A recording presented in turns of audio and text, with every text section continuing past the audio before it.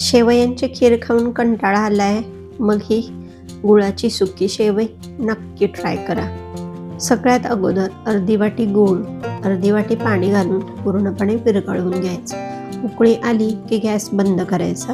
आता कढईमध्ये चमचाभर तूप घालून सुकामेवा भाजून घ्यायचा. थोडेसे काजू आणि थोडेसे बदाम मी इथे घेतलेले आहेत. त्याच कढईमध्ये 1 वाटी बारीक शेवया घालायच्या. यासाठी बारीक शेवयाच वापरा, जाड्या शेवया चांगल्या लागत नाही.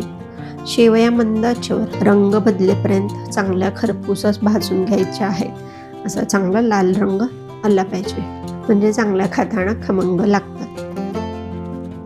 आता केलेलं गुळाचं पाणी मी गाळून घेतलं आहे, बरोबर अर्धी वाटी आहे.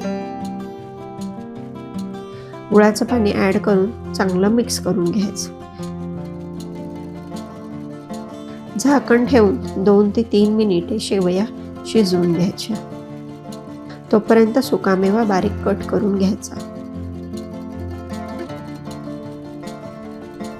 शेवयांनी गुळाचं पाणी शोषून घेतलं आहे. आता वरून काजू बदामचे काप घालायचे. आवडत असल्यास वेलची पूड घाला. मी वेलची पूड सगळ्याच गोड पदार्थात वापरत नाही. चांगलं मिक्स करून घ्या. छान मोकळ्या खमंग गुळाच्या सुक्या शेवया तयार आहेत.